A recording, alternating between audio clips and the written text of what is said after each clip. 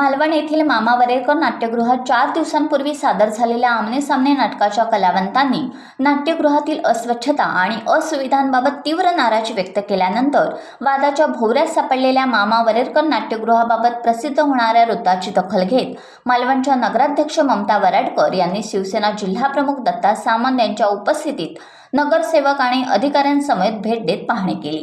या पाहणी दरम्यान नगराध्यक्ष वराडकर व त्यांच्या समवेत उपस्थित असलेल्या विविध विभागाच्या सभापती व नगरसेवकांनी अधिकाऱ्यांबरोबर कर्मचाऱ्यांनीही झाडाझडती घेत अस्वच्छता आणि असुविधा याबाबत आवश्यक त्या सुधारणा तातडीने करण्याच्या सूचना दिल्या।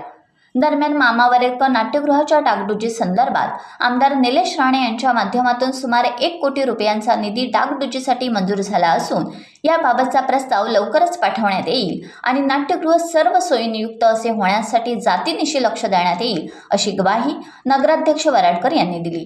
या पाहणी दरम्यान नाट्यगृहातील खुर्च्या, आसन व्यवस्था, दरवाजे, एसी, पंखे आदींची तपासणी केली। खुर्च्या दुरुस्त कराव्यात तसेच रंगमंच आणि त्याच्या बाजूला असलेले अडगळीचे सामान व त्याचप्रमाणे नाट्यगृहाच्या प्रांगणात पाठीमागील बाजूस असलेल्या भंगार गाड्या, दगडधोंडे तसेच बांधकामाचे इतर साहित्य हे तातडीने हटवण्याचे आदेश देण्यात आले।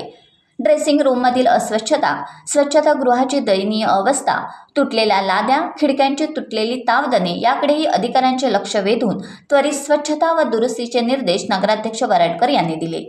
यावेळी नाट्यगृहाच्या परिसरातील सांडपाण्याची दुर्गंधी तसेच मद्यपी लोकांचा होणारा वावर याविषयी योग्य ती कारवाई करू असे वराडकर यांनी सांगितले।